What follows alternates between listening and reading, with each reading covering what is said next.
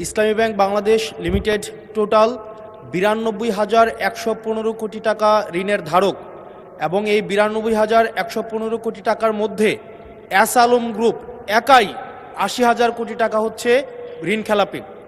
জনতা bank থেকে Beximco group একাই হচ্ছে 25,000 কোটি টাকা হচ্ছে ঋণ খেলাপি। এই ঋণ পুনরুদ্ধারের ক্ষেত্রে মানে এস আলম গ্রুপ এবং বেক্সিমকো গ্রুপের ঋণ পুনরুদ্ধারের ক্ষেত্রে এই অর্থ বছরে আপনাদের বিশেষ কোনো পরিকল্পনা আছে কিনা, আর 2 নম্বর প্রশ্ন আছে কিনা, এবং এস আলম গ্রুপকে তাদের এই ঋণ না পরিশোধ না করে কিভাবে আবার নতুন করে পুনর্বহাল করার চেষ্টা করা হচ্ছে, এটা নিয়ে সরকারের সাথে এস আলম গ্রুপের কোনো সমঝোতা হয়েছে কিনা এই বিষয়টি জানতে চাচ্ছি। মাননীয় স্পিকার, বিএনপির রাজনীতি অর্থনৈতিক কার্যক্রমের মধ্যে কারোর সাথে কোনো সমঝোতা করার কোনো সুযোগ নেই।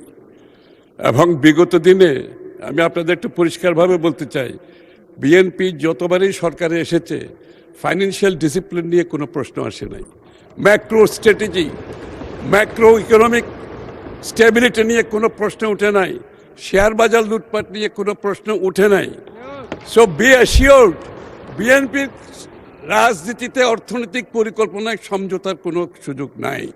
এবং যারাই ব্যাংক থেকে টাকা নিয়েছে, পালিয়ে গিয়েছে, সকলের বিরুদ্ধে মামলা হয়েছে, মামলা পার্সু করা হচ্ছে। এবং এটার জন্য আমরা বাইরে প্রফেশনাল ফার্মগুলোকে অ্যাপয়েন্ট করেছি এই টাকা দিয়ে যারা পালিয়েছে এগুলো রিকভারের জন্য। একদিকে G2G গভর্নমেন্ট টু গভর্নমেন্ট কাজ চলছে, অন্যদিকে রিকভারি যে ফার্মগুলো আছে প্রাইভেটলি তারাও কাজ করছে। ইনশাআল্লাহ আগামী দিনে আমরা এই টাকা রিকভার করতে পারবো।